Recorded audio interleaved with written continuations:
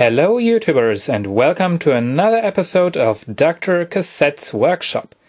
I'm Dr. Cassette and today we're going to take a look at this.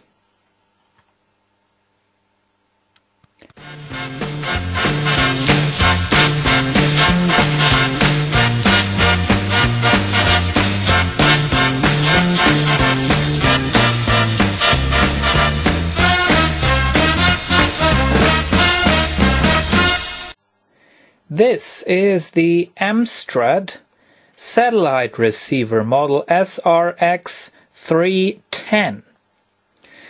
It's a pretty old analog satellite receiver from the early 90s, I think.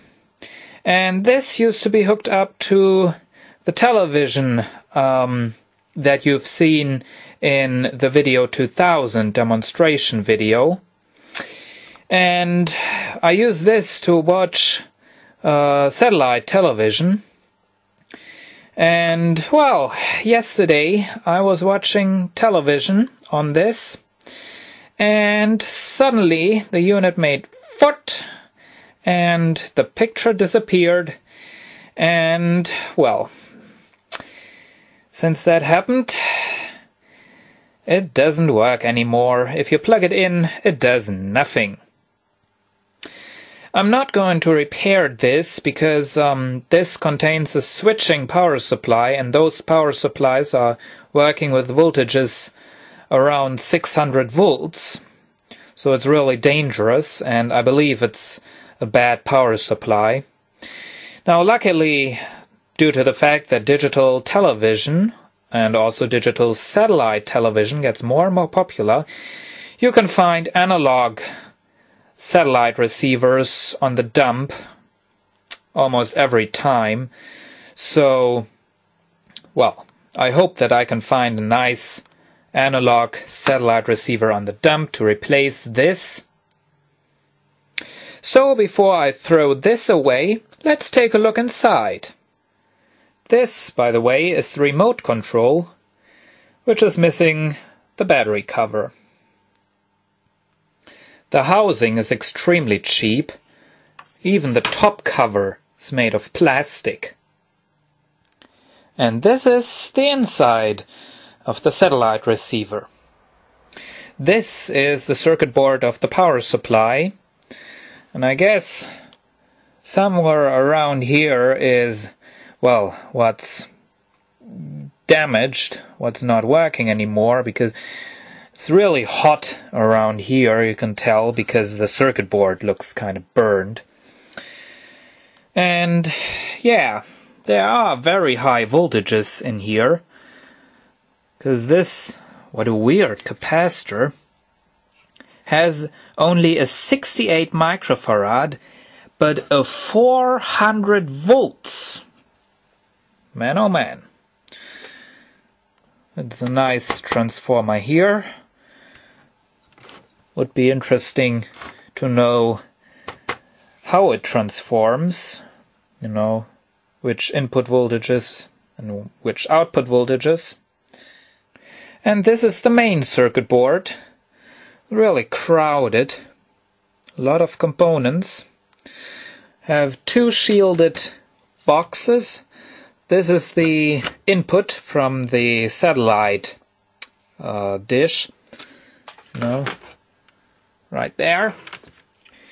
And this is the output, the modulated output, where you can hook the unit up to your television. These are the two output jacks, or whatever. For those of you who don't know those jacks, these are called SCART jacks, and they are the European standard for hooking up units to a television. This is the television output, and this is where you can hook up a decoder, you know, some kind of adapter for pay TV. This is the audio output, of course, and the antenna input. And this seems to be the main part, a really big integrated circuit made by Motorola. You can really tell this must be a very important part by the size. This switch here is also interesting. Has two positions, normal and C-band. I don't know what that means. I do know that this satellite receiver was so old it wasn't able to receive the whole range of frequencies, you know. So you couldn't receive some stations on this because, well, this was not able to receive those frequencies. So maybe that was the switch to extend the frequency range of this.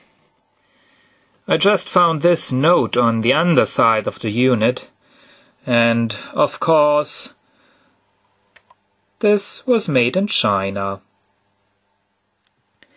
And now I'm going to take this apart, and of course I'm going to take all the interesting parts out of the circuit boards. And here we have the useful parts. The circuit board, which contains a whole lot of different capacitors,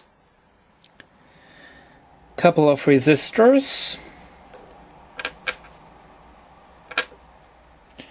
this very weird capacitor, 68 microfarad, 400 volts, another capacitor, two LEDs, and the audio output jack. Not really useful, but interesting is also this integrated circuit.